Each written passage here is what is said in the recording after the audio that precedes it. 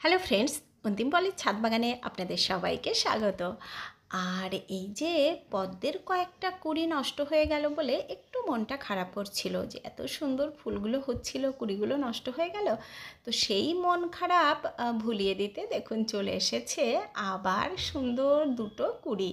তো এই দুটো তো নিশ্চয়ই পাবো, কারণ কুঁড়ি দেখেই বোঝা যাচ্ছে এটা কিন্তু ফুটবে, বেশ পুষ্ট হয়ে কুঁড়িটা হচ্ছে। এই যে এখানে একটা হয়েছে, আর এই দেখুন এই দিকে আর একটা কুঁড়িও বেরিয়েছে, আর দুটো কুঁড়ি খুব সুন্দর হচ্ছে। ফুলটা দেখতে তো একেবারে অপূর্ব, যবে যবে ফোটে কতবার যে সে ফুলটাকে দেখি তার নেই ঠিক। আর কি ভালো লাগছে দেখুন পাতাগুলোও। আর আজকে তো আমাদের বিষয়বস্তু কি রয়েছে আপনারা দেখেইছেন, থাম্বনেল দেখে নিশ্চয়ই বুঝে গেছেন যে এই যে বিভিন্ন রকমের সবজি আমাদের যে হলুদ হয়ে যায়, তার মধ্যে দেখবেন অন্যতম হচ্ছে উচ্ছে, যেটা শুধু প্রথম দিকে উচ্ছে পড়ার সাথে সাথে হলুদ হতে থাকে। আর ঝিঙে, চিচিঙ্গা এগুলোও নষ্ট হতে থাকে। চিচিঙ্গাতেও কিন্তু ভীষণ প্রবলেম করে, এই যে ছোট ছোট চিচিঙ্গা যখনই পড়ে দেখবেন হলুদ হয়ে যায়। তো এই সমস্যার সমাধান আজকে আমি নিয়ে এসেছি। আর আমার গাছে তো উচ্ছে বেশ ভালোই হচ্ছে, সেগুলো কিভাবে হচ্ছে, সেগুলোতে কিছু আদৌ ব্যবহার করেছি কি না চলুন সেটাও শেয়ার করব। আর এই যে এদিকে আমার এত সুন্দর প্রত্যেক দিনই দুটো চারটে করে থোকা টগর পাচ্ছি। আর এই দেখুন, কালকে আপনাদেরকে বলেছিলাম ও শুধু দুলতেই থাকে সারাদিন, আমি দেখতেই থাকি। আর আসলে লম্বা ডালের মাথায় কয়েকটা ফুল হয়েছে, এত ভাল লাগে।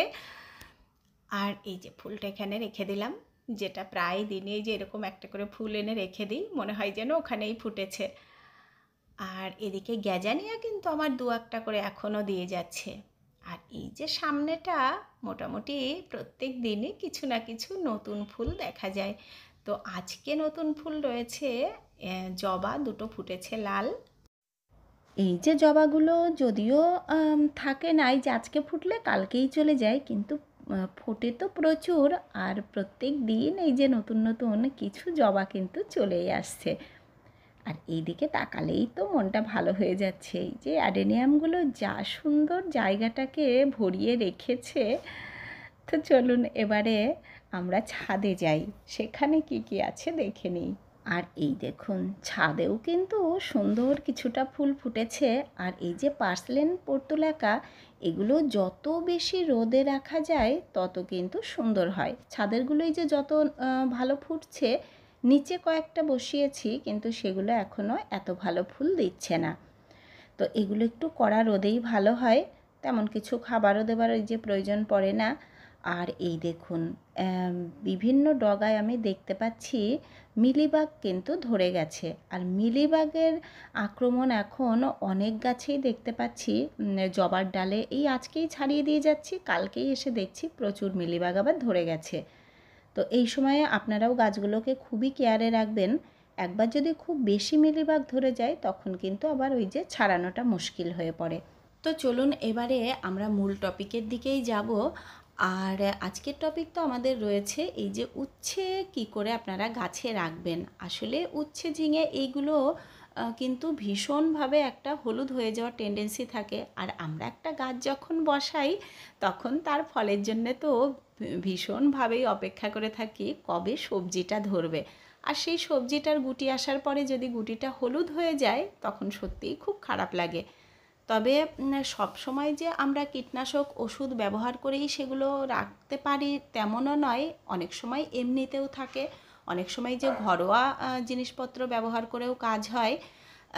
তো যদি ঘরোয়া টোটকাগুলো ব্যবহার করে কাজ না হয় তখন কিন্তু আমাদের একটুখানি রাসায়নিকের দিকে যেতেই হয়। সেটা জৈব কীটনাশকও আপনারা দিতে পারেন, রাসায়নিকও ব্যবহার করতে পারেন। কারণ যদি আমরা নিজেরা ব্যবহার করি আসলে একটা টাইম মেনটেন করে আমরা সেটাকে তুলতে পারি, যে আজকে আমি কীটনাশকটা ব্যবহার করে কালকেই তুলে নেব, সেই রকম তো আমরা করি না। তো সেই ক্ষেত্রে একটু দেওয়া যেতেই পারে যদি না হয়।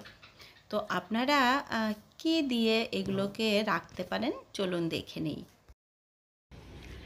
তো এই যে উচ্ছে নষ্ট হবে না কি করলে, তার জন্য কিন্তু আমি ভিডিও আনবো বলেছিলাম। অনেক বন্ধুই আমাকে জিজ্ঞাসা করছিলেন।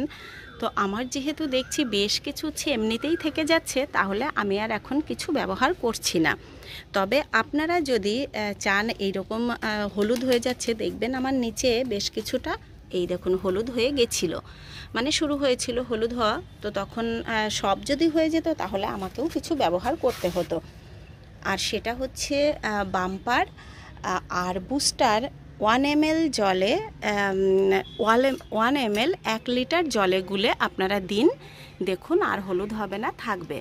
বাম্পার বা বুস্টার মানে যে কোনো একটা দিলেই কিন্তু থেকে যাবে। সেটা আপনারা শুধু উচ্ছে নয়, এই যে উচ্ছে, ঝিঙে, চিচিঙ্গা এইরকম যেগুলোতেই ওই যে হলুদ হয়ে যাওয়ার সমস্যা থাকে, সেখানেই কিন্তু বুস্টার 1 ml 1 লিটার জলে বা বাম্পার 1 ml 1 লিটার জলে গুলে যদি সপ্তাহে একদিন করে স্প্রে করেন, তাহলে কিন্তু আপনার এই যে সবজিগুলো নষ্ট হবে না, থেকে যাবে। আর এই যে লাউটা কিন্তু বেশ বড় হচ্ছে, দেখে তো তুলতে সত্যি কথা আমার খুবই ইচ্ছে করছে। দিদিভাই সেদিন বলেওছিলে যে খেয়ে দেখো এর টেস্ট কেমন হয়। আসলে টেস্ট আমার মনে হচ্ছে লাউয়ের মতোই হবে। সিজনের হেরফেরে অনেক সময় বা অনেক সময় যে মাটির মানে মিডিয়ার কোয়ালিটি চেঞ্জের কারণেও হতে পারে যে এরকম একটুখানি ভ্যারাইটিটা চেঞ্জ হয়ে গেছে। ওয়েদারের কারণে তো হয়ই, দেখবেন জবা ফুল শীতের সময় যে কালার হয়, গরমের সময় কিন্তু আবার কালারটা একেবারেই একটু চেঞ্জ হয়ে যায়, মানে একেবারে আলাদা না হলেও অনেকটা আলাদা হয়ে যায়। তো এটাও আমার মনে হচ্ছে ওই রকমই হয়েছে ওয়েদারের কারণে হয়তো। আর একটা লাউ যদি একবার রাখতে পারি তাহলে তো প্রচুর বীজ কিন্তু ওখান থেকে পাবো, আর সারা বছর আমি ওখান থেকে লাউ খেতে পারবো।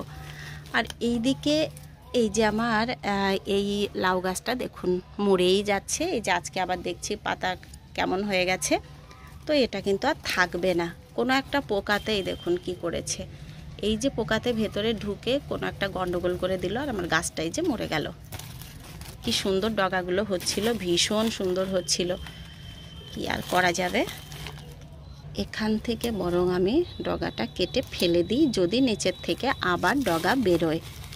কয়েকদিন রেখে দেখি কি হয়। যে এদিকে দেখুন এই যে ছোট্ট 12 ইঞ্চির গ্রো ব্যাগে আমি দিয়েছি ঝিঙে গাছ। গাছটা কিন্তু খুবই ভালো হয়েছে। তো মাঝে মাঝে একটু করে যে পোকার আক্রমণও হচ্ছে, আর এই যে ঝিঙেগুলো হলুদ হয়ে যাচ্ছে। তো এবারে একে একটুখানি যদি আমি বাম্পার বা বুস্টার দিয়ে দিতে পারি, তাহলে কিছুটা ঝিঙে পেয়ে যাব। এগুলো সব দূরে দূরে এই যে চলে যাচ্ছে, ঘুরিয়ে ঘুরিয়ে আমি এখানে এই যে ছোট্ট মাচাতে এদেরকে তৈরি করব।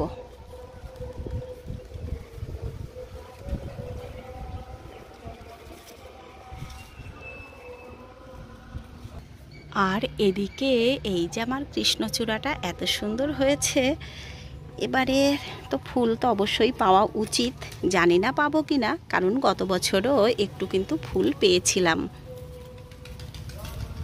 গাছের চেহারা তো খুবই সুন্দর রয়েছে। এই যে দুটো ডালি আছে ফুল পাওয়ার মতো, দেখা যাক কি হয়।